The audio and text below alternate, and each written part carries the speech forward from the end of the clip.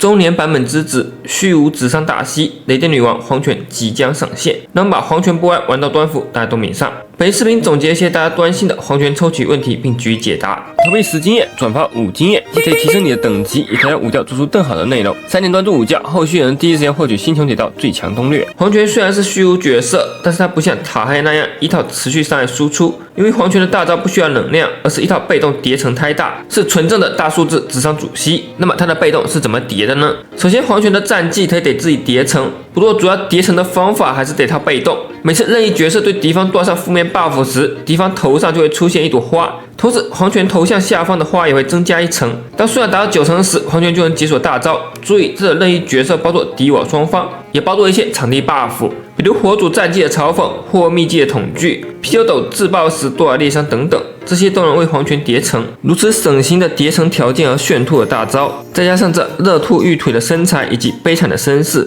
想把黄泉抱回家好好疼爱的小伙伴，请在弹幕里偷波1吧。因为黄泉的输出主要依靠大招，所以大招能否快速解锁就决定了黄泉的强度。虽然黄泉自己的战绩就可以触发被动叠成，但是只靠自己的人还是太慢了。黄泉的专武按一执行，不仅得有大量伤害城区，还有上 debuff 的机制。而且2命可以加快大招解锁速度，因此2+1黄泉可以做到只依靠自己就能快速解锁大招。换句话说，这对0+0的平民玩家的阵容搭配提出了更多要求。因为黄泉行迹解锁的额外能力耐弱，我们队伍还需要带除了黄泉以外的2名虚无角色，而星铁目前的虚无辅助角色不多，这样的位置一般是佩拉、银狼或者顿尔芬。当然，在卢塔和桑博也行，只是这样黄泉的吃短就会大折透。而另外一种配对思路则是带花火和布文尼亚这样的黄泉辅助，通过战绩拉条来让黄泉自己平完4万战绩并快速叠成。只是这样就吃不完黄泉的被动加伤，同时战绩点的压力也会很大。虽然一部分玩家认为黄泉可以舍弃生存短，组2同学加1吸5的暴力输出配对，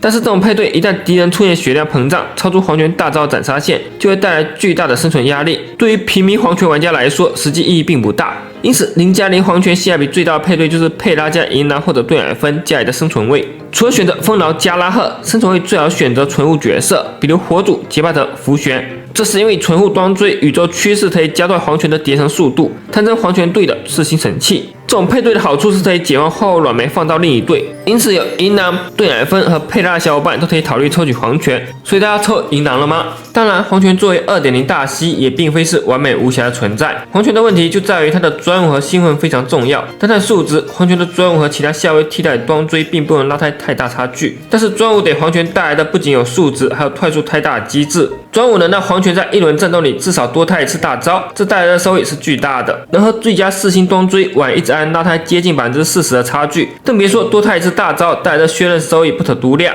因此黄泉专武比1命的优先级更高。另外，黄泉2命是它的核心命座，类似原神2命雷神的程度。2命不仅可以加快被动叠成速度，而且只需要搭配1名虚无队友就能吃到满被动加成。0+0黄泉、0+1黄泉、2+1黄泉，三者的强度差距很大。0+0黄泉配对会受到一定的限制，0+1黄泉强度不错，搭配刀炼辅助可以做到混沌回忆1至2T 甚至0T，而2+1黄泉则是强度爆炸，梦回原神 2.1 版本雷9万般的强度。当然0+0的黄泉也不是不能玩，打到混沌回忆还是很轻松的。如果你是黄泉叉 B 档，不用多说，直接太冲。而如果你偏向强度档，那么黄泉无论本体、专武还是命座，都是星铁目前最值得抽取的目标。只要一气配对即得，混沌回忆打的0T简直是轻轻又松松。如果你是老玩家，混沌回忆压力不大且觉得齐全，但只要你还追求日常的游戏体验，依然建议在规划好的情况下，尽量捞出一只0+0黄泉。毕竟黄泉斩杀小段的秘技对游戏体验的提升可是实打实的，能大大缩短玩家在除大地和魔女宇宙中花费的时间。